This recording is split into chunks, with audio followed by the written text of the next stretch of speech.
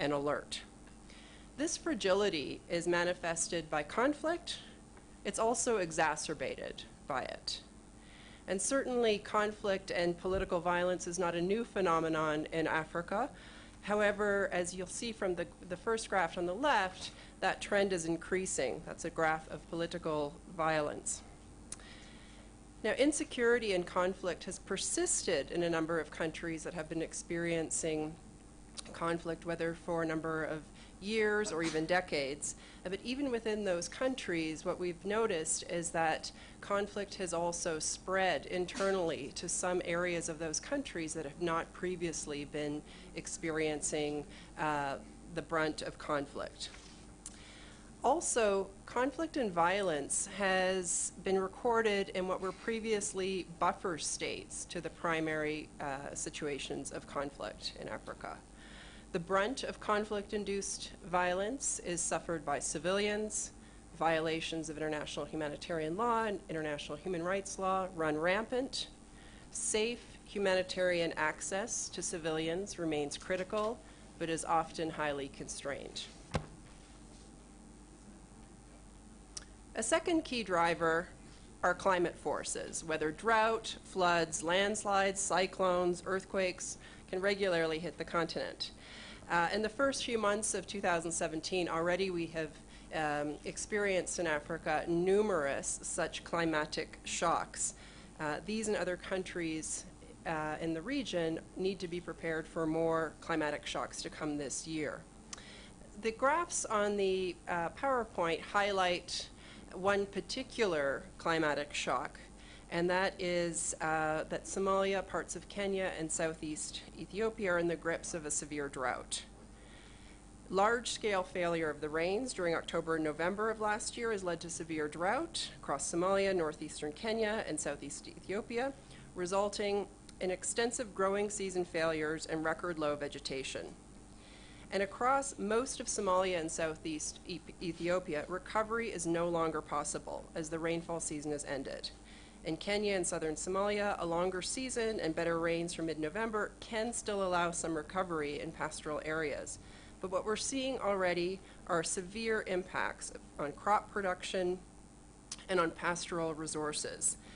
This is leading people to also become displaced, to migrate, particularly pastoralist communities, and often to non-traditional areas with consequent tensions arising with some of the local communities.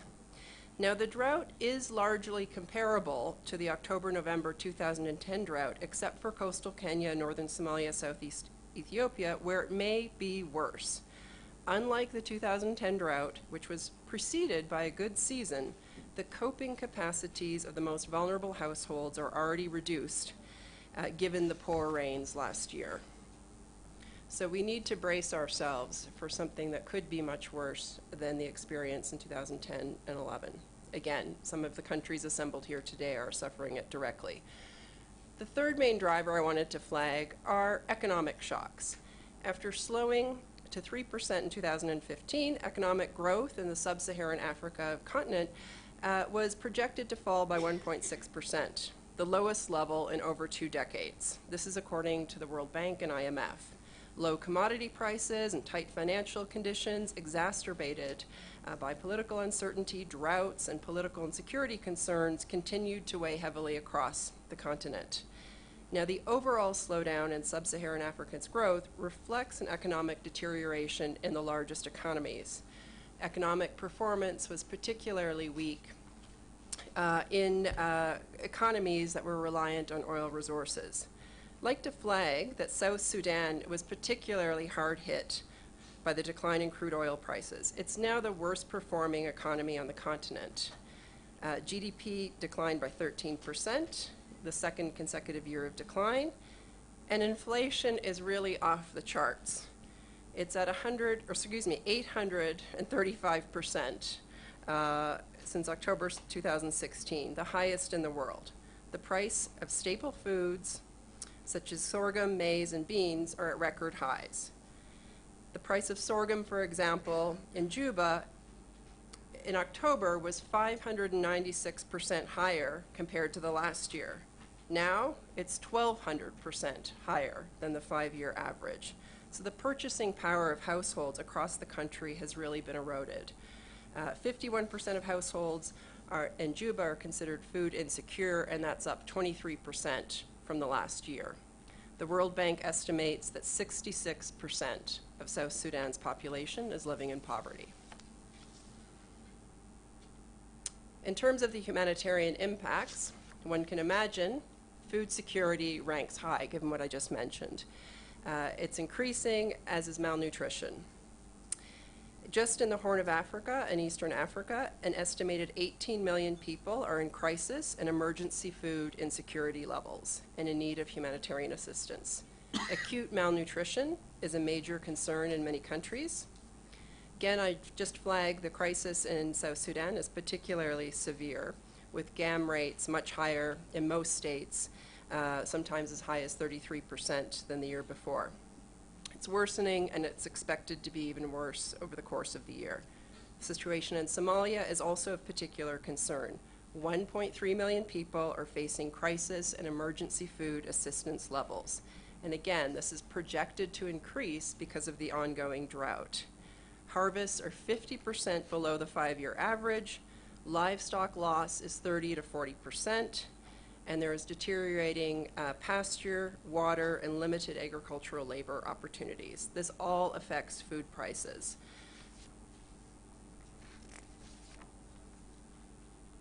In terms of trends, this is again just for the Horn, and those are countries down the right-hand side, but what we see is the overall impact of an increasing levels of food insecurity.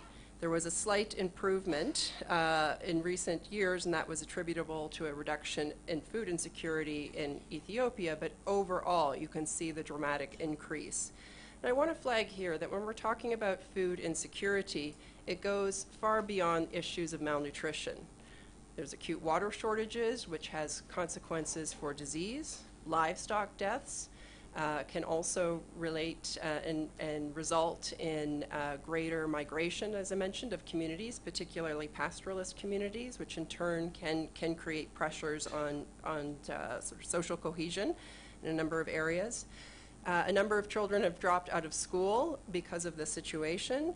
Families are resorting to other coping mechanisms, and that means increases in child labor. The gender-based violence rates are being very carefully watched. There's an expectation that those are going to increase. And also an impact on electoral rights. It was mentioned here, the electoral violence, but coming from Kenya, in the most drought-affected areas and food insecure areas, the voter registration was the lowest level, and the increasing voter registration, or the current voter registration leading up to the elections in August. So when we think about food insecurity, to think about it in its broader impacts. The second of the three I want to flag in terms of humanitarian impacts is communicable diseases. You see there how deaths in Africa due to communicable diseases are really the flip side of what they are in other regions monitored by the World Health Organization. Yellow fever, malaria, cholera, and measles